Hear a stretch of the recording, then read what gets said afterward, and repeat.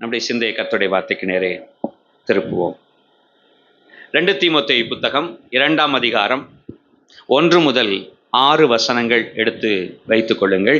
இந்த நாளில் கர்த்தர் நம்மோடு இடைபடும்படியாய் இந்த வார்த்தைகளை நாம் கவனிப்போமாக. 2 தீமோத்தேயுவின் புத்தகம் 2ஆம் அதிகாரம் 1-2 வசனம். ஆதலால் என் குமாரனே, நீ கிறிஸ்து இயேசுவில் உள்ள கிருபையில் பலப்படு. அநேக சாட்சிகளுக்கு முன்பாக நீ என்னிடத்தில் கேட்டவைகளை மற்றவர்களுக்கு போதிக்கத்தக்க உண்மையுள்ளவர்களிடத்தில் ஒப்புவி. அப்போஸ்தலனாகிய பவுல் தீமோத்தேயுவை தன்னுடைய ஆவிக்குரிய குமாரனாக பாவித்து அவர் வளர்த்து உருவாக்கி அவரிடத்தில் இப்பொழுது சில காரியங்களை அவர் செய்து நிறைவேற்றும்படியான சில காரியங்களை ஒப்பு கொடுக்கிறார் என்பதை இந்த வசனங்களிலே பார்க்கிறோம். அன்பான தேவனுடைய பிள்ளைகளே, ஒரு ஆவிக்குரிய உருவாக்குகிற தகப்பனும் உருவாக்கப்பட்ட ஆவிக்குரிய குமாரனும் என்கிற நிலைமையில் இந்த வேத பகுதியை நீங்கள் கவனிப்பீர்கள் என்று சொன்னால், இந்த அதிகாரம் முழுவதுமே மொத்த நிருபமுமே தீமோத்தேயுக்கு எழுதினதுதான். ஆனால் இந்த அதிகாரம் குறிப்பாய் தீமோத்தேயுடைய தனிப்பட்ட வாழ்க்கை, அவருடைய பர்சனல் லைஃப் எப்படி இருக்க வேண்டும் என்று சொல்லி ஆண்டவர் அங்கே குறிப்பிடுகிறார். அந்த எழுதும்படியாய் ஆவியானவர் அங்கே தூண்டுகிறார். அதிலே அவர் சில காரியங்களை தீமோத்தேயுவுக்கு ஒப்பிட்டு பேசுகிறார். அல்லது நீ இன்ன மாடலில், இன்ன மாதிரியில் நீ உன்னை தயார்படுத்திக் கொள்ள வேண்டும், நீ செயல்படுத்த வேண்டும் என்று சொல்லி சில வார்த்தைகளை குறிப்பிடுகிறார். இன்றைக்கு நம்முடைய தியானத்திற்கு அவைகள் ரொம்ப முக்கியமானவைகள். நாமும் இந்த தீமோத்தேயுவை போல ஆண்டவருக்கு முன்பாக ஒரு பயனுள்ள பாத்திரங்களாய் இருப்பதில், ஒரு சரியான ஆவிக்குரிய வாழ்க்கை நடத்தி செல்லுவதில் ஒரு சமரசம் செய்து கொள்ளாத, இன்னைக்கு பெரும்பாலான நிலைமையில இந்த காரியம் மேலோங்கி நிற்கிறது. சமரசம் செய்து கொள்ளுதல். சிலருக்கு எதுனாலும் பிரச்சனையே கிடையாது, ஏசுன்னு சொல்லிட்டா போதும், ஏசுன்னு சொல்லிட்டா போதும்.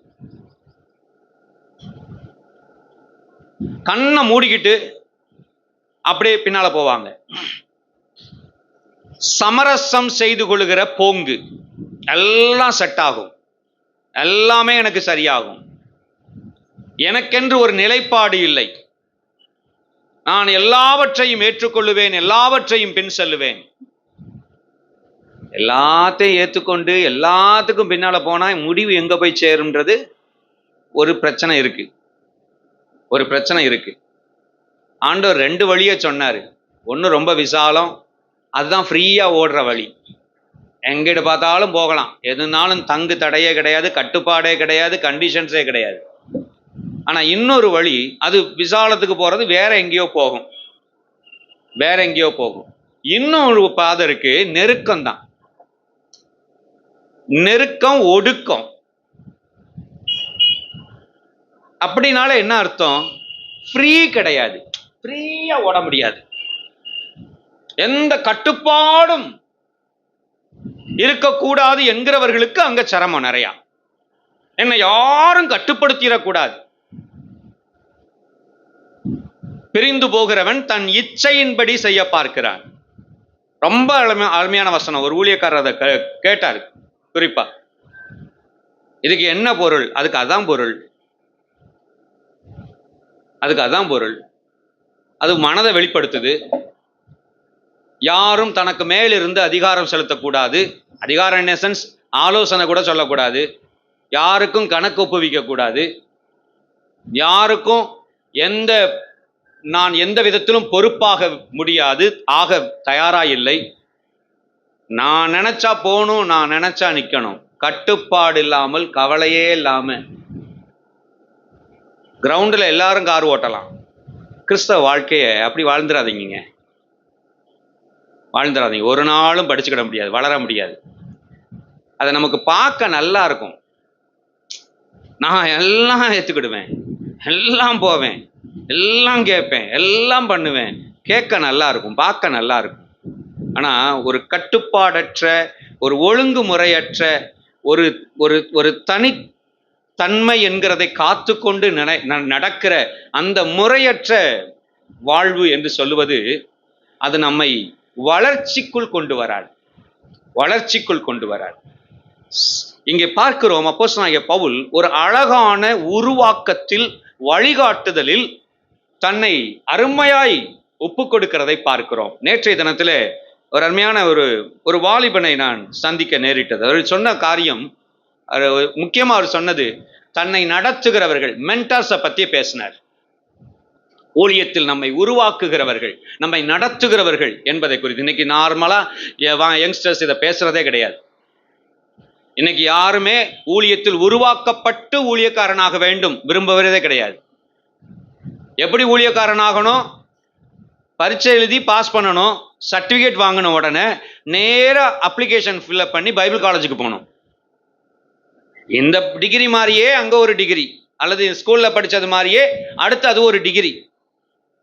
அந்த படிப்பை படிக்கணும், மனப்பாடம் பண்ண வேண்டியதை படிச்சு, எழுத வேண்டிய பரீட்சை எழுதி பாஸ் பண்ணிடணும். இப்போ தியாலஜி டிகிரி கையில வந்துருச்சு, பிடிஹெச்ஓ எம்டிஓ கையில வந்துருச்சு. இதை வச்சு இனிமே ஊழியம் செய்வார். இவர் படிச்சிருக்கிறாரு, இனி இவர் ஊழியம் செய்வார். பிரசங்கம்லாம் நல்லா பண்ண முடியும், ஏன்னா அது பிரசங்கத்துக்கான ட்ரைனிங் கொடுப்பாங்க. பாட்டு நல்லா நடத்த முடியும், நடத்துறதுக்கான வாய்ப்பு இருக்கும். ஆனா ஒரு ஊழியக்காரன்னா எப்படி நேசிக்கிறவனா இருக்கணும், எப்படி பாடு சகிக்கணும், பாரம் சுமக்கணும், எப்படி உன் வாழ்க்கைக்கும் நன்மைக்கும் இஷ்டத்துக்கும் மாத்திரம் பார்த்துட்டு ஓட முடியாது, உனக்கு ஒப்புவிக்கப்பட்ட அத்தனை கூட்டத்தையும் இழுத்துட்டு போகணும். யாக்கோபு சொல்றாரு பாத்தீங்களா, நான் இஷ்டத்துக்கு ஓடி வர முடியாது, என் கூட்டத்துல கரவலாடுகள் இருக்கு, வேகமா ஓட்டினா மாண்டு போயிடும், எல்லாத்தையும் இழுத்து கொண்டு வரணும். இதை எந்த டீச்சிங் பண்ணும்? இது தெரியாது. இந்த பாடு சகித்தல, பிறரை நேசிச்சு பிறருக்காக வாழ்றத, பிறருடைய அந்த தேவை சந்திக்கத்தான் நீ ஒரு பாதுகாக்கிற மெய்ப்பன் என்பதை உடன் இருந்து பார்த்து பார்த்து படிக்க வேண்டும். அல்லேலூயா. இன்னைக்கு இந்த பார்த்து படிக்கிறதுக்கு ஆட்கள் தயாரா இல்லை. எனக்கு பைபிள் காலேஜ் கற்றுக் கொடுத்ததை விட பாஸ்டர் தாமஸ் வாக்கர் என்கிற ஒரு பல்கலைக்கழகம், அதில் படித்தது எனக்கு இன்னைக்கு நிறைய வேலை செஞ்சுக்கிட்டு இருக்கு, உதவி செய்து. அதுதான் என்னுடைய நேற்று இந்த கூட்டத்தில் போயிருந்த போது கூட நான் எதிர்பார்க்கவே இல்லை, அதை குறித்து சொன்னாங்க.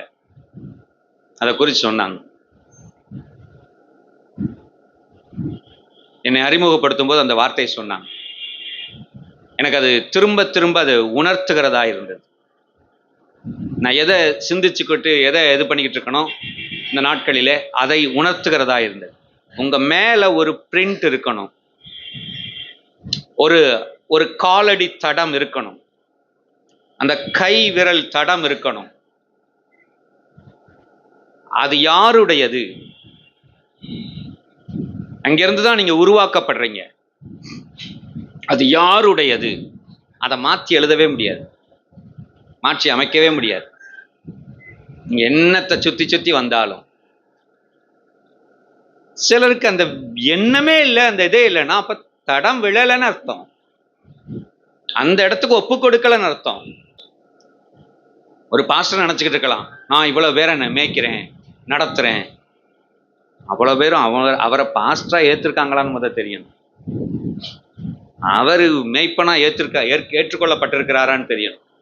அதுக்கப்புறம் தான் காரியம் நடக்கும், அதுக்கப்புறம் தான் உருவாக்கம் நடக்கும், கட்டப்படுதல் நடக்கும், மாற்றம் அங்கதான் ஏற்படும். இல்லை நாங்க பாஸ்டராலாம் ஏத்துக்கிடலை, மெய்ப்பனாலாம் ஏத்துக்கிடலை அப்படின்னா இன்னும் சில அந்த ரிலேஷன்ஷிப்ல இன்னும் சில விஷயங்கள் இருக்கு. விசிட்டர்ஸாவே ரொம்ப நாள் இருக்கலாம். இந்த ஊழியத்துல நம்ம பங்காளிகள், எல்லாரும் பங்குதாரர்கள். இப்படி அப்போஸ்தலனாகிய பவுல் உருவாக்கின ஒரு குமாரன் இந்த தீமோத்தேயு. உருவாக்கின அந்த குமாரனை தீமோத்தேயு அப்போஸ்தலனாகிய பவுல் ரொம்ப ஆர்வமா அவருக்கு சில சில பெயர்களை அட்வைஸ் சொல்ற போது, நீ இப்படி இரு, இப்படிப்பட்டவனாய் நடந்து கொள், உன் சிந்தையிலே உன்னை இப்படியாய் நினைத்துக்கொள், அப்படி சில காரியங்களை இவர் சொல்லுகிறார். கர்த்தருக்கு ஸ்தோத்திரம். 3ஆம் வசனம் வாசியுங்களேன். முதலாவதாக, நீயும் இயேசு கிறிஸ்துவுக்கு நல்ல போர்ச்சேவகனாய் தீங்கு அனுபவி. அந்த வார்த்தையை ரொம்ப கவனிங்க. நீ இயேசு கிறிஸ்துவுக்கு நல்ல போர்ச்சேவகனாய் தீங்கு அனுபவி. அப்படி இல்லை. அந்த வசனம் எப்படி இருக்குது? நீயும். அல்லேலூயா. அப்படின்னா இன்னொருத்தர் யாரோ இருக்கிறாரு. அவர் யாரு? தன்னை அவர் சொல்றாரு. நான் ஒரு நல்ல போர் சேவகன், என்னிடத்தில் பார்த்து கற்றுக்கொள்ளுகிற நீயும் நல்ல போர் சேவகனாய் இரு. நல்ல போர் சேவகனாய் இரு. endure hardship as a soldier.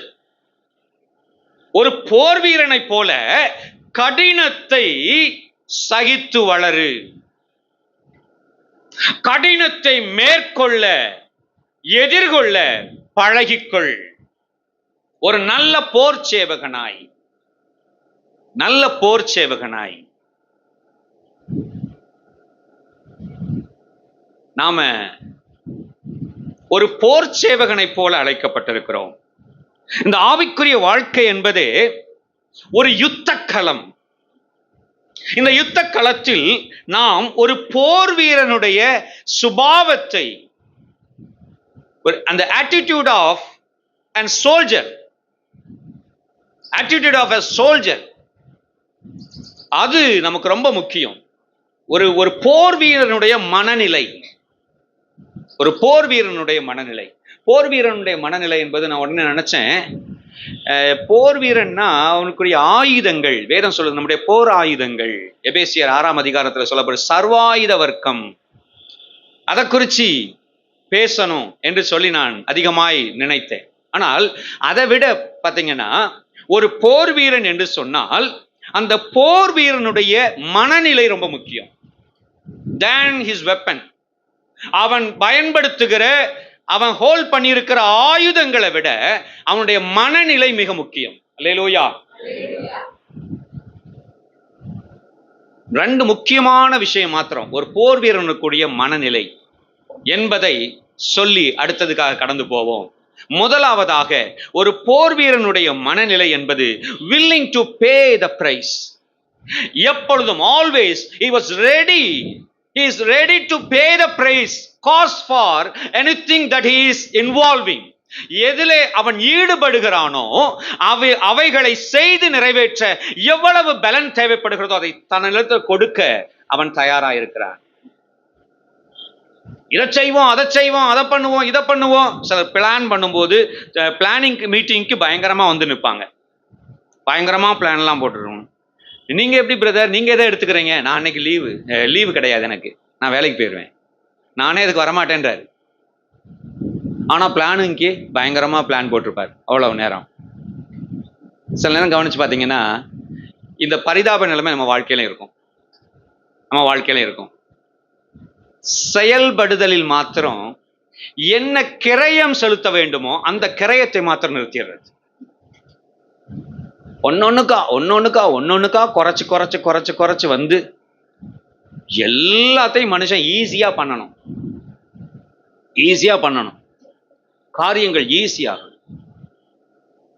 அன்பான தேவனுடைய பிள்ளைகளே,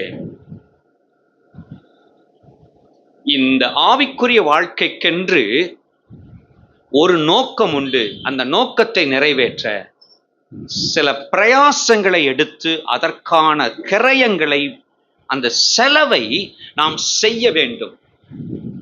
நேர செலவு, சில காரியங்களுக்கு ஒதுக்கி நீங்க வளரணும்னு சொன்னா அதற்கான நேரங்களை செலவிட வேண்டும், ஆயத்தமாயிருக்க வேண்டும். அதற்கான சௌகரியங்களை செலவிட வேண்டும், அதற்கான பணத்தை செலவிட வேண்டும், அதற்கான உங்களுடைய உடல் உழைப்பை செலவிட வேண்டும். நிறைய செலவிடுதல் என்கிறதுல சொல்லலாம். இன்னைக்கு டைம் ரொம்ப முக்கியமான ஒரு விஷயமா ஆயிருச்சு.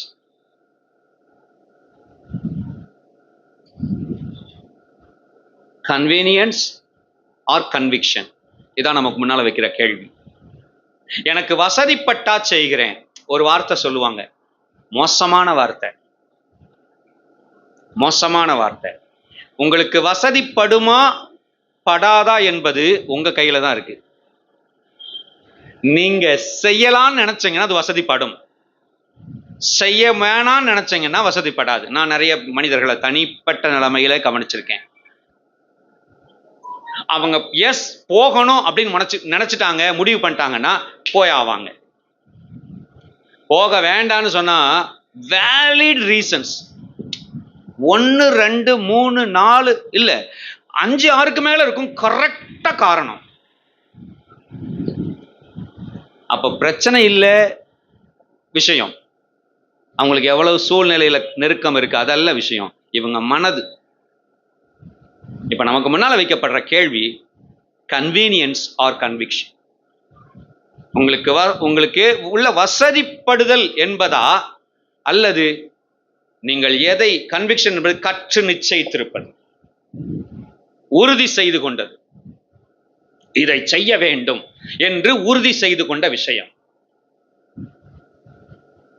நீங்க எப்பவும் கன்விக்ஷன் பின்னால் நில்லுங்க, கன்வீனியன்ஸ் பார்க்காதீங்க. கன்வீனியன்ஸ் பார்த்தோம் கிறிஸ்தவ வாழ்க்கையில எதையுமே நீங்க கர்த்தருக்காக செய்ய முடியாது.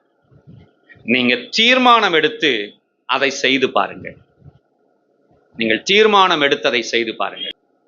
கன்விக்ஷன்னா தீர்மானிக்கணும், நான் இதை செய்வேன், நான் இப்படி நடந்து கொள்ளுவேன். கன்விக்ஷன் நாம் உறுதி செய்து கொள்ளுகிற விஷயம். நாம் உறுதி செய்து கொள்ளுங்க. நீங்க ஒன்ன ஃபிக்ஸ் பண்ணுங்க, அதுக்கப்புறம் அதை செய்வதற்கு தேவைப்படுகிற எனர்ஜி இருக்கு பாத்தீங்களா, அது கிரயமா உங்கள்கிட்ட அது கேட்கும். அந்த கன்விக்ஷன், கன்விக்டட் திங்ஸ் வந்து உங்கள்கிட்ட என்ன செய்யும், it will demand you the price, pay the price. நீ அதுக்கு இதை செய்ய தீர்மானிச்சிருக்கியா, அப்ப அதுக்கு நீ இத்தனை மணி நேரத்தை எனக்கு கொடு, இவ்வளவு எஃபர்ட் முயற்சியை எனக்கு கொடு அப்படி கேட்கும். அதை பே பண்றதுக்கு தயாரா இருக்கிற ஒரு போர் சேவகன், ஒரு போர் வீரன் தன்னை பயிற்றுவித்துக் கொள்ள என்ன பிரயாசப்படுறாங்க. நீங்க கவனிச்சு பாத்தீங்கன்னா வாழ்நாள் முழுசுமே யுத்தம் இல்லாம இருந்திருக்கும். ஆனா அவர் டியூட்டியில இருந்த, சர்வீஸ்ல இருந்ததான 20 வருஷத்துலையும் ஒரு நாளும் தன்னுடைய பெரேடை நிறுத்தியிருக்க மாட்டார், அந்த டெய்லி எக்ஸசைஸை நிறுத்தியிருக்க மாட்டார். ஒரு யுத்தம் கூட நடக்கல, இவர் ஒரு யுத்த முனைக்கு கூட போகல, ஆனா டெய்லி நடந்துகிட்டு இருக்காரு, டெய்லி செய்ய வேண்டிய பயிற்சியை செஞ்சுட்டு இருக்காரு. எதுக்கு? எதுக்கு? ஒரு போர் வீரனா இருப்பதற்கு வேண்டிய அந்த கன்விக்ஷனை இந்த முயற்சி தான் நிரூபிச்சுக்கிட்டு இருக்கு, தகுதிப்படுத்திக்கிட்டு இருக்கு. அதற்கு ஒரு பிரைஸ் கொடுக்க வேணும். அந்த கிரயம் இந்த கடினம், இந்த கடின பாதை என்கிறது, அந்த ஹார்ட்ஷிப். அது அப்போஸ்தலனாகிய பவுல் சொல்றாரு, என்டியூர் ஹார்ட்ஷிப், என்டியூர் ஹார்ட்ஷிப். இந்த விளையாட்டு வீரர்கள்லாம் சில இதுல பயங்கரமான ஆட்களா இருப்பாங்க, அவங்க தான் பின்னாட்கள்ல கோச்சா வருவாங்க. 2 விதமான கோச் இருப்பாங்க. ஒரு விதமான கோச்சுகள் என்ன செய்வாங்கன்னா, அவங்களும் தொடர்ந்து என்ன செய்வாங்க, எக்ஸசைஸ் பண்ணிக்கிட்டே இருப்பாங்க, அவங்களும் பண்ணிக்கிட்டே இருப்பாங்க. வயதுல கூட 40 வயது 45 வயசுல கூட எக்ஸசைஸ் பண்ணிக்கிட்டே இருப்பாங்க. எங்களுக்கு ஒரு பிடி மாஸ்டர் இருப்பார், அவர் இன்னைக்கும் ஞாபகம் வச்சிரு, லிங்கசாமி. பசங்களை விளையாட்டுக்கு இது பண்ணிக்கிட்டு இருக்கும் போதே அவரும் ஷார்ட்ஸ் போட்டு வந்துருவாரு. அவர் அப்ப நல்ல ஏஜ் அப்போ, அதனாலதான் இவர் இன்னைக்கு ஸ்பெஷலா எங்க மனதில் இருந்துட்டே இருக்காரு.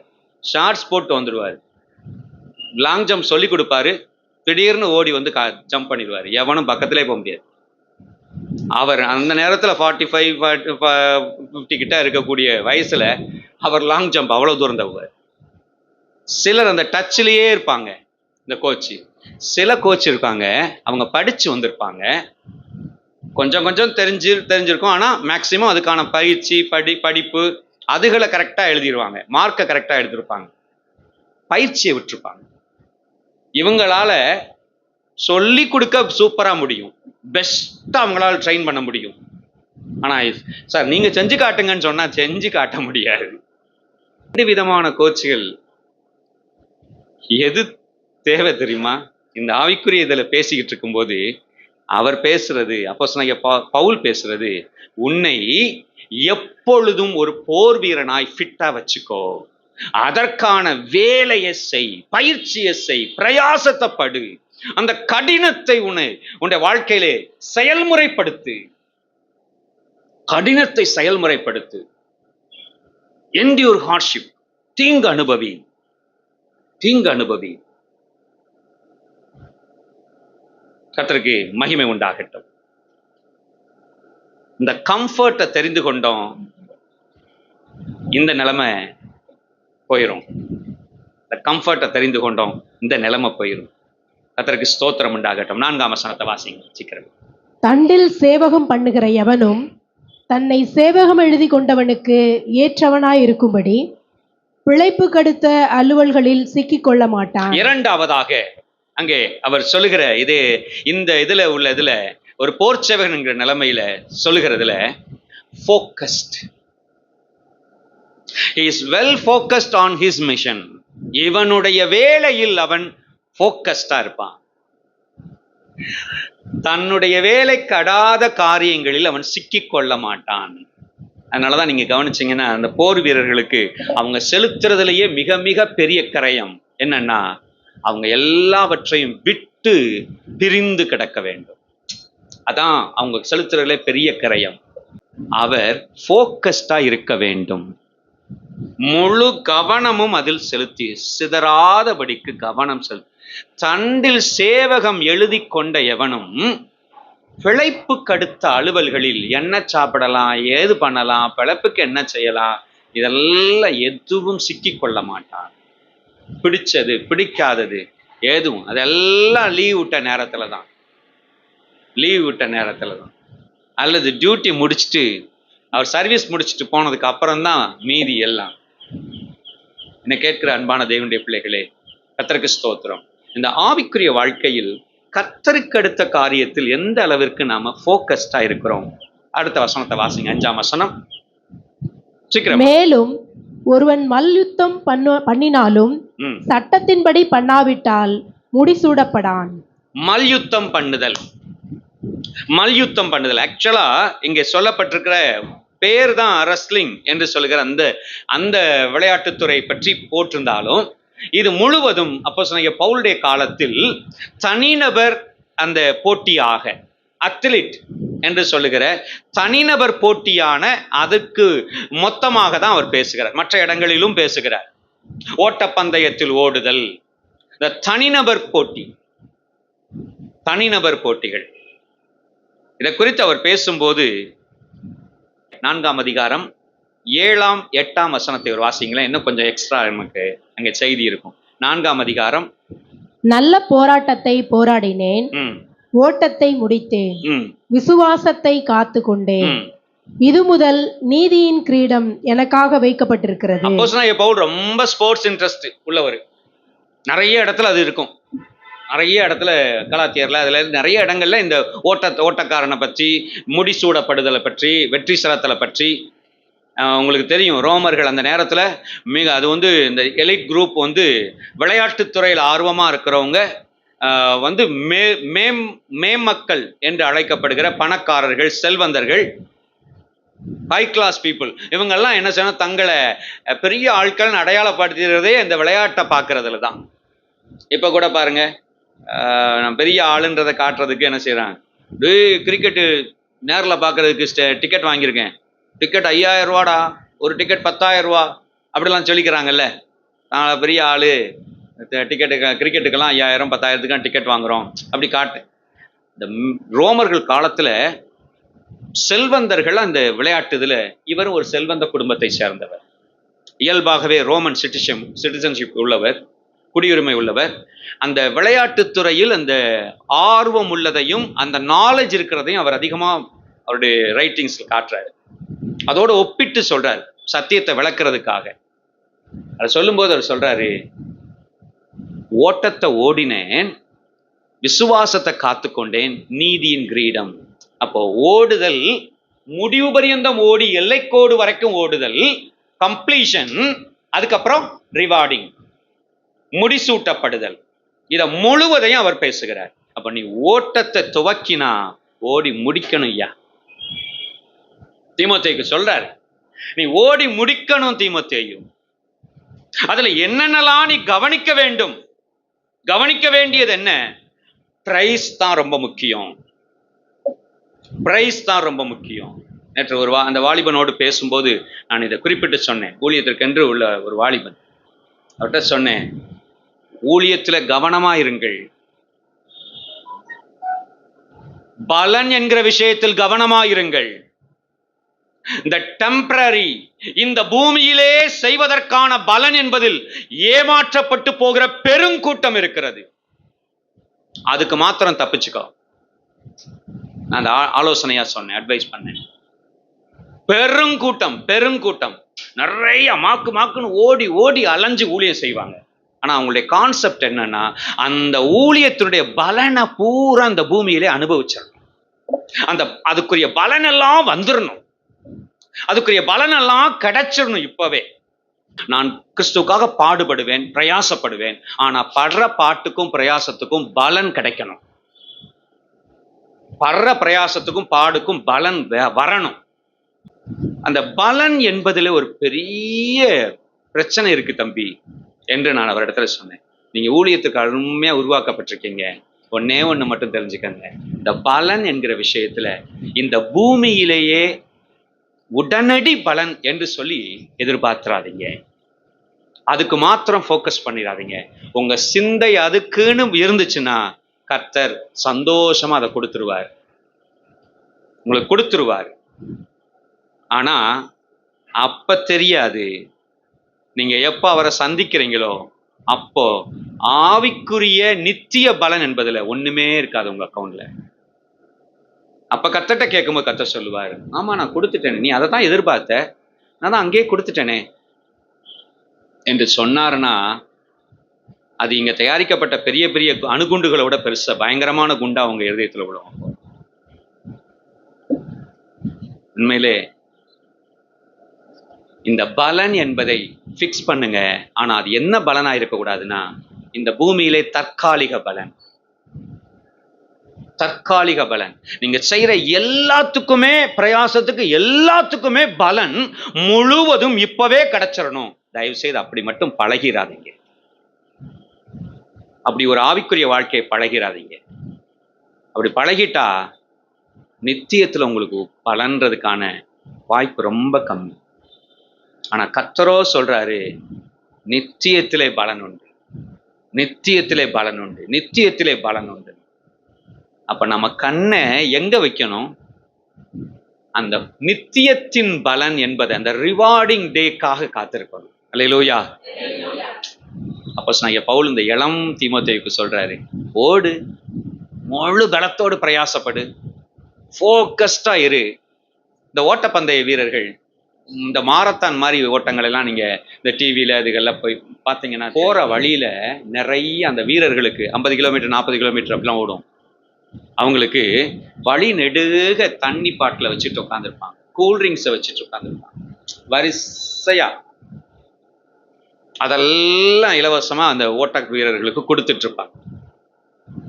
நம்மால் போய், ஆஹா எல்லாத்துலயும் பெப்சியும் ஃபேண்டாவுமா வச்சிருக்காங்க, ஒரு ஸ்டால் பார்த்தா இளநீலாம் வச்சிருக்காங்க, நேச்சுரல். இதெல்லாம் எல்லாத்துலயும் அடிச்சுட்டு போயே டயர்ட் ஆயிருச்சு, டைம் ஆயிருச்சு அப்படி சொல்லிடக்கூடாது. கவனம் செலுத்தவே மாட்டாங்க. குளிர்ந்த தண்ணீரை, குளிர்ந்த ட்ரிங்க்ஸை வாங்கி மனுஷன் தலையில ஊத்திக்கிடுவான், ஒரு வாய் குடிக்க மாட்டான். தண்ணியை ஓட்டப்பந்தய நேரத்துல குடிக்க குடிக்க அவனுடைய ஓடும் கெப்பாசிட்டியை, பாடி கூல் ஆயிடுச்சுன்னா ஓடும் கெப்பாசிட்டியை இழந்துடும், அந்த இழைப்பை கூட்டி விட்டுரும். அதில் குடிக்க மாட்டான், அதுக்கு பதிலாக தலையில ஊத்திக்கிடுவான், மேலே ஊத்திக்கிடுவான் அந்த குளிர்ந்த தண்ணியை. சிலர் என்னதான் களைச்சாலும் என்னதான் இழைச்சாலும் இவங்க பக்கமே திரும்ப மாட்டான், அவன் தான் வெற்றி சிறக்கிறவன். Never be distracted by anything else. இந்த பூமியில நம்ம திசை திருப்ப வித்தியாசமான காரியங்கள்லாம் இருக்கும். எதுக்கு அவங்க வச்சுட்டு இருக்காங்க? ஆக முடியாத ஒரு எமர்ஜென்சி, ஆக முடியாத ஒரு சூழ்நிலையில ஒரு தண்ணீர் தேவைப்படுகிற ஒரு நிலைமை வரும்போது அதற்கு அவன் ஓட்டத்தில் இருக்கிறதுனால அவனுக்கு கிடைக்க வாய்ப்பில்லாம போயிடக்கூடாது என்பதற்காக ஒரு அபாயகரமான நிலைமைக்காக அவங்க இந்த கடைசி சிச்சுவேஷன் நிலைமையில அவசர நிலைமைக்காக அப்படி வச்சிட்டு இருக்க எண்ணத்துல வச்சிட்டு இருக்காங்க. மற்றபடி நல்லா ஓடுற வீரன் நல்லா வாங்கி வாங்கி குடிச்சுக்கிட்டே இருக்கணும் அப்படின்னா டைம் போயிடும். கூட 4 மடக்கு குடிச்சா ஓட முடியாது. அதுக்கப்புறம் கிடைக்கதான் செய்யும். அதுவும் நீங்களாம் ரொம்ப தெளிவா ஓட ஆரம்பிச்சிட்டீங்கன்னு சொன்னா இந்த சைட்ல இருந்து ஆஃபர் பயங்கரமா வரும். ஏன்னா அவனுக்கு நோக்கம் எல்லாம் லேட் ஆக்கி விட்டுறணும், உங்களுக்கு பந்தய பொருளை தப்பிச்சு விட்டுறணும், தவற விட வச்சிடணும். இதுதான் சாத்தானுக்கு லக்கு, இந்த உலகத்துக்கு லக்கு. தயவு செய்து இந்த சில்லி திங்ஸ் மேல கவனம் செலுத்தாதீங்க. என்னுடைய லட்சியம் பெரியது, என்னுடைய கோல் யோசித்து பாருங்க. இன்னைக்கு சில்லற விஷயங்களுக்காக எல்லாம் அங்க போனா இது கிடைக்கும், இங்க போனா அது கிடைக்கும், கவனத்தை சிதற விடாதீங்க. கர்த்தருக்கு ஸ்தோத்திரம். பந்தய பொருளில் ஓடுகிறவன் பிரைஸ்க்காக ஓடுகிறான். 1 கொரிந்தியர் 9:24 முதல் வாசிங்களேன். அந்த பந்தய சாலையில் ஓடுகிறவர்கள் எல்லாரும் ஓடுவார்கள், ஆகிலும் ஒருவனே பந்தயத்தை பெறுவான் என்று அறியீர்களா? நீங்கள் பெற்றுக்கொள்ளத்தக்கதாக ஓடுங்கள். பந்தயத்துக்கு போராடுகிற யாவரும் எல்லாவற்றிலேயும் இச்சையடக்கமாய் இருப்பார்கள். அதுதான் முக்கியம். எல்லாவற்றிலேயும் இச்சை அடக்கமாயிருப்பார்கள். அந்த வார்த்தை எல்லாவற்றிலேயும் இச்சை அடக்கமாயிருப்பார்கள். உங்களுக்கு கோடு போடலான்னா இதை கோடு போட்டுக்கங்க. உங்க வாழ்க்கையில் செக் பண்ண வேண்டிய ஒரு விஷயம், உங்களுக்கு எல்லாவற்றிலேயும் இச்சை அடக்கம். நான் அடிக்கடி வேற யார்கிட்ட சொல்லுவேன், என் ஒய்ஃப்ட தான் புலம்புறதெல்லாம் சொல்லுவேன். அதுல சொல்ற ஒரு வார்த்தை, ஏமா இச்சை அடக்கம்ன்ற ஒரு பிராக்டிஸ் ஒன்று வேண்டும். எந்த கூட்டத்து மத்தியிலும் நான் நினைச்ச எந்த பெரிய உணவையும் நான் நோ சொல்லிட்டு இருக்க முடியும். பிராக்டிஸ் பண்ணணும். எவ்வளவு பெரிய விருப்பமான ஒன்றையும் முடியாது என்று சொல்லி இருந்து பழகணும். ஏன்னா வசனம் சொல்லுது, எல்லாவற்றிலேயும் இச்சை அடக்கமாயிருப்பார்கள். எல்லாவற்றிலேயும் இச்சை அடக்கமாயிருப்பார்கள். இன்னைக்கு இந்த உலகத்துக்கு எனக்கு தெரியும், இது ட்ரெண்ட். இப்போ அது கையில தான் இருக்கு, உணவுகள். சொல்றது உணவை பத்தி, வயிற்றுக்கு பசி, அதை நிறைக்கணும் என்னத்தையோ போட்டு. அதில் சில நேரம் நான் டேஸ்ட் இல்லாதது, சில நேரம் டேஸ்ட் ஆகுது. அது ஒன்றும் பிரச்சனை இல்லைங்க, அது தப்பு இல்லைங்க. ஆனா சில நேரம் நம்ம கண்ட்ரோல் மீறி என்னால இச்சை அடக்கமா இருக்க முடியாது, இதுல கட்டுப்பாடே வைக்க முடியாது, அப்படி ஒரு பக்கம் ஓவரா சாப்பிட்ற பழக்கம் இருக்குன்னு சொன்னா, இன்னொரு பக்கம் சாப்பிட மாட்டேன்னு பிரச்சனை இழுத்து வச்சிருக்காங்க. இந்த சாப்பிடாத கோஷ்டிகள்லாம் கொஞ்சம் கவனிங்க. எந்த நேரமும் அந்த ரெகுலர் பேசிஸ்ல எடுக்க வேண்டியதை, உண்ண வேண்டியதை, அதை கரெக்டா, இதை ஒரு பக்தியா செய்யுங்க. அல்லேலூயா. பக்தியா செய்யுங்க. இந்த தேவனுடைய ஆலயம் இந்த சரீரம். இந்த சரீரத்தை ஒருவன் காய போட்டா, கொஞ்சம் யோசித்து பாருங்க. கெடுத்தால் இருக்குல்ல, கெடுத்தால்னா சரியான நேரத்துல ஆசிட் சுரந்துரும். இது இயல்பா இருக்கிற இது. அந்த ஆசிடுக்கு என்ன கேட்கும்? சாப்பாடு போடு, காலையில 8:45 ஆச்சு, 9 ஆச்சு, பிரேக்ஃபாஸ்ட் போடு, 2 இட்லியை போடு, அப்படி கேட்டுக்கிட்டே இருக்கும். இந்த ஐயா என்ன செய்ய மாட்டாரு? வேலை இருக்குன்னு எதையுமே சொல்றேன். இது ஒரு நேரம் மருந்து சாப்பிட்டு சரியாகிறது இல்லை, ஒரு நேரம் சாப்பிடாம இருந்ததுனால வர்றதும் கிடையாது. இந்த லாங் டேர்ம் தயவு செய்து கவனமா இருக்கு. ஒருவன் சரீரத்தை கெடுத்தால், இந்த சரீரத்தை கெடுக்கிறது சிலர் ஓவரா சாப்பிட்டு கெடுக்கிறாங்க, ஒரு சிலர் சாப்பிடாம போட்டு கெடுக்கிறாங்க. அப்படி என்னங்க உங்க வயிறு உங்களுக்கு கொடுமை செஞ்சிச்சு? அதை அப்படி போட்டு பட்டினி போட்டு வேதனைப்படுத்திட்டு இருக்கீங்க. சகலவற்றிலும் இச்சை அடக்கமா இருக்க, கண்ட்ரோல் வைக்க உங்க வாழ்க்கையை கையில் எடுங்க. உங்க வாழ்க்கையை ஆண்டவர்கிட்ட உதவி கேளுங்க. ஆண்டவரே, நான் கவனமா இருக்க எனக்கு உதவி செய்யுங்க என்று சொல்லி. இரண்டாவது நாட் இம்மீடியட் கெயின். அது ஃபைனல் ரிவார்டு வரைக்கும் காத்திருக்கணும் என்கிற முதல் காரியம். இரண்டாவதாக, இந்த ஓட்டப்பந்தய வீரனுக்குள்ளதான தடைகள். He should concentrate on hindrances. தடைகள், வெளியிருந்து உள்ளிருந்து வருகிற இந்த தடைகளை குறித்து கவனமா இருக்க வேண்டும். தடைகளை குறித்து கவனமா. மேன், மணி, மெட்டீரியல்ஸ், நிறைய தடைகள் இருக்கு, நிறைய தடைகள் இருக்கு. கலாத்தியர் 5ஆம் அதிகாரம் 7-8 வசனங்களை வாசிப்பீங்கன்னா வாசிங்க. நீங்கள் நன்றாய் ஓடினீர்களே, ஆ. சத்தியத்திற்கு கீழ்ப்படியாமல் போக. கலாத்திய சபையை பார்த்து நல்லாதான் ஓடுனீங்க, சத்தியத்துக்கு கீழ்ப்படியாம போகும் பொருட்டு உங்களுக்கு தடை செய்தவன் யார்? உங்களுக்கு தடை செஞ்சவன் யாரியா? யாரியா தடைகளை போட்டது? நல்லாதானே ஓடுனீங்க.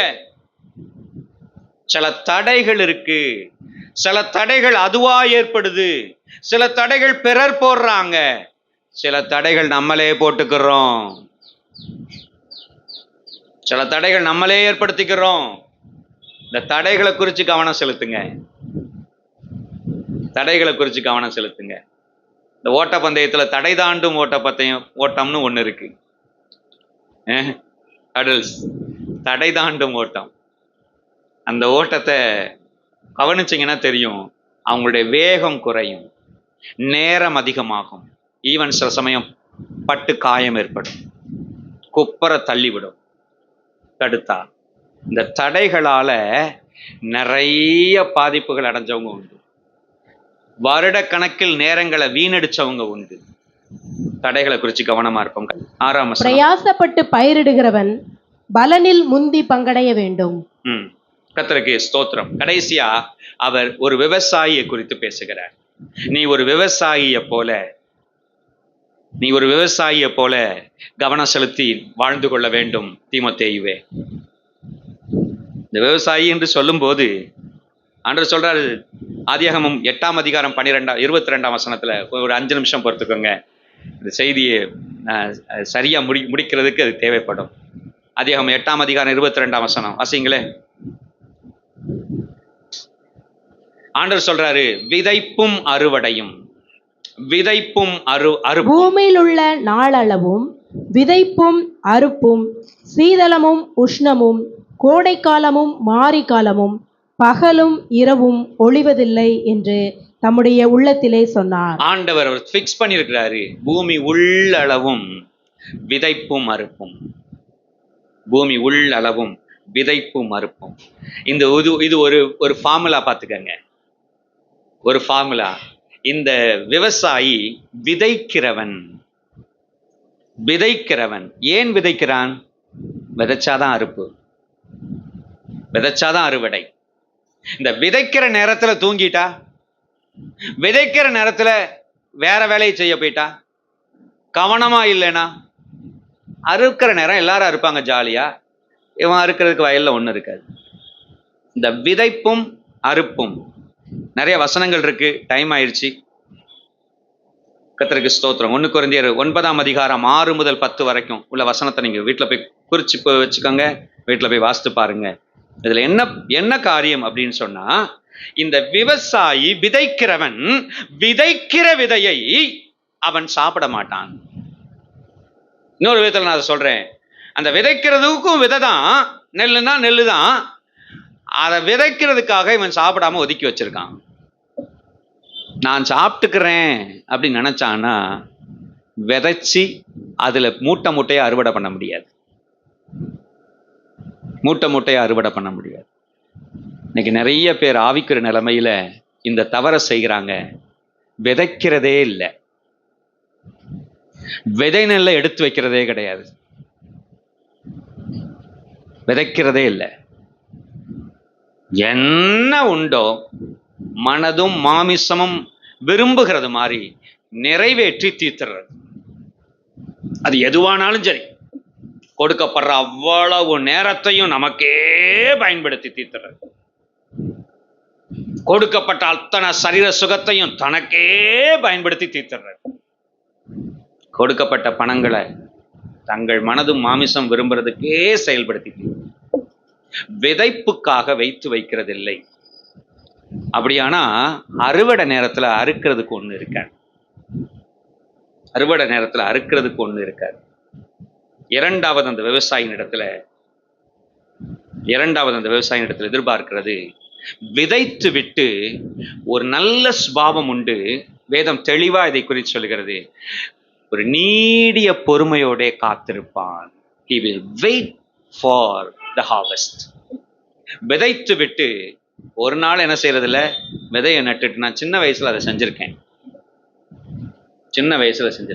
மாங்கொட்டையை, மாம்பழம் சாப்பிட்டுட்டு கொட்டையை பதிச்சு வச்சிருக்கேன்.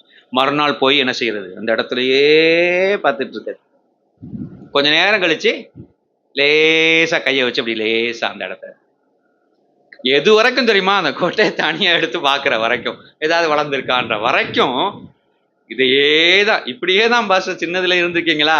அப்படிதான் இருந்திருக்கேன் பாருங்க. இப்படியே டெய்லி பார்த்தா 3 மாசம் ஆனாலும் அது என்ன செய்யாது, வளராது.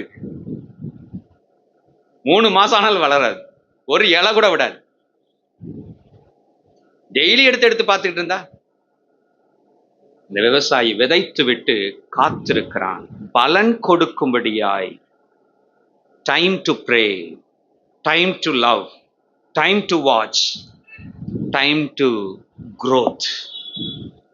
இன்னைக்கு எல்லாத்துக்குமே அப்படிதாங்க. நீங்க கற்றுக் கொடுத்த ஆவிக்குரிய சத்தியத்தை சொல்லிட்டு அவங்க அதை டைஜஸ்ட் பண்ணி வளர்றதுக்கு டைம் கொடுங்க. சொல்லி கொடுத்த காரியத்தை விளங்கிக்கிறதுக்கு டைம் கொடுங்க. சில சத்தியம், சில வாழ்க்கை பாடம், சில படிப்பினைகள் அந்தந்த வயதுகள்ல தான் புரியும். அப்படிலாம் நிறைய இருக்கு. வழியே கிடையாது, அந்த வயசு வரைக்கும் காத்துருங்க. ஆமா, 50 வயசுக்கு அப்புறம் தான் புரியும்ன்ற நிறைய மேட்டர் இருக்கு. அது நான் எப்ப அதை கிராஸ் பண்ணணும் அப்பதான் எனக்கு புரிய ஆரம்பிச்சிச்சு. அப்பதான் எனக்கு தெரிஞ்சிச்சு, இதுக்கு முன்னால அவசரப்பட்டு என்ன பிரயாசப்பட்டாலும் அது புரியாது.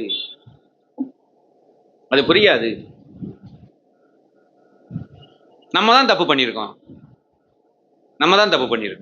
எதிர்பார்த்த ராங் டைம்ல எதிர்பார்த்திருக்கோம். பிள்ளைகள் வளர்ச்சியில நீங்க கவனிச்சு பாருங்க, சில குறிப்பிட்ட வயது வரைக்கும் சில காரியங்கள் புரியாது. அந்த வயது வர அப்ப என்ன செய்யணும், வளர்ச்சி எதிர்பார்க்கிறவங்க போதிச்சுட்டு வெயிட் பண்ணணும். சும்மா வெயிட் பண்றது இல்ல, அந்த வெயிட்டிங் டைம்ல ஜெபித்து கொண்டே வெயிட் பண்ணணும். ஹல்லேலூயா. நேசித்து கொண்டே வெயிட் பண்ணணும். நேசித்து கொண்டே. என்னங்க நீங்க இப்படி சொல்றீங்க, அங்க அது அப்படி கடைபிடிக்கப்படலை. இப்போ நீங்க இப்படி உபதேசிக்கிறீங்க, அந்த சபை உங்க சபை அதை பின்பற்ற மாட்டேங்குது. அப்புறமே என்னங்க, நான் இப்ப விதைச்சிருக்கேன், நேசித்து கொண்டே காத்துட்டு இருக்கேன். அது இப்ப செய்யலன்றதுனால நான் என்ன செய்ய முடியாது, நேசிக்காம வெறுக்க முடியாது. அது செய்யலன்றதுனால நேசிக்காம வெறுக்க முடியாது. அது செய்யும் என்கிற நம்பிக்கையோட அந்த ஏற்ற நேரத்து வரைக்கும் நேசித்து கொண்டே காத்து கொண்டிருக்கிறேன். இது ஒரு நீங்க தியானம் பண்ணி பாருங்க, உங்களுக்கு இதுல புரியும். எந்த ஒரு மனிதனையும், உங்க ஒரு புதுசா உங்க கம்பெனில சேர்ந்திருக்கிறாரு, புதுசா ஒருத்தர் உங்களுக்கு கீழே ஒருத்தர் அசிஸ்டண்டா அல்லது ட்ரெயினி உங்களை ட்ரெயினரா போட்டு மற்றவங்களெல்லாம் ட்ரெயினியா உங்க கீழே ஒப்பு கொடுத்துருக்குறாங்க அப்படின்னு சொன்னா அவங்கள்ட்ட நீங்க டீல் பண்ண வேண்டியது அதுதான். நீங்க சொல்லி கொடுத்துட்டு அந்த சரியா ஏறுறதுக்கு ஒரு குறிப்பிட்ட காலம் கொடுங்க. அவங்க வளர்ந்து அதை கடைபிடிச்சு பின்பற்றுறதுக்கு அந்த டைம் கொடுக்காம அவங்கள இருந்து நீங்க மாற்றத்தை எதிர்பார்க்க முடியாது. அவசரப்பட்டீங்க, நீங்க அவங்கள இழந்துருவீங்க, அவங்கள மிஸ் பண்ணிடுவீங்க, அவங்க கம்ப்ளைண்ட் பண்ணி தூக்கி விட்டுருவீங்க. பிரயோஜனம் இல்லை. நீங்க ஒரு மனுஷனை உருவாக்கி கொண்டு வந்துட்டீங்க அப்படின்ற அந்த பேர் எடுக்க முடியாது. கர்த்தருக்கு ஸ்தோத்திரம் உண்டாகட்டும். இந்த காத்திருத்தல் விசேஷம், இந்த விவசாயினுடைய காத்திருத்தல். கலாத்தியர் 6ஆம் அதிகாரம் 7ஆம் வசனம் வாசிங்களேன். மோசம் போகாதிருங்கள். தேவன் தம்மை பரியாசம் பண்ண ஒட்டார். மனுஷன் எதை விதைக்கிறானோ அதையே அறுப்பான். The final one, விவசாயி என்று சொல்லும்போது, நன்மையை விதைத்தால் நன்மை அறுவடையாய் பூத்து குலுங்கி காய்ச்சி கனிந்து அப்படி குலுங்கி கொண்டு நிற்கும். நன்மையை விதைத்திருந்தால், தீமையை விதைத்து 3 மாசம் ஆயிடுச்சுன்னா தீமை பலனா விளைஞ்சு நிற்கும். கொஞ்சம் தீமை தான் பண்ணியிருப்போம், ஆனா இப்போ அதாவது விதைக்கும் போது கொஞ்சம் தீமை தான் இருக்கும், விதைச்சிருப்போம். ஆவியானவர் எதையா உணர்த்தினாருன்னா இன்னைக்கே போய் உடனே அறிக்கை செஞ்சிருங்க. அந்த தீமை விதைக்கப்பட்டிருக்குன்றத பிடுங்கி போட்டுருங்க. பிடுங்கி போட்டுருங்க. Be careful always before children's.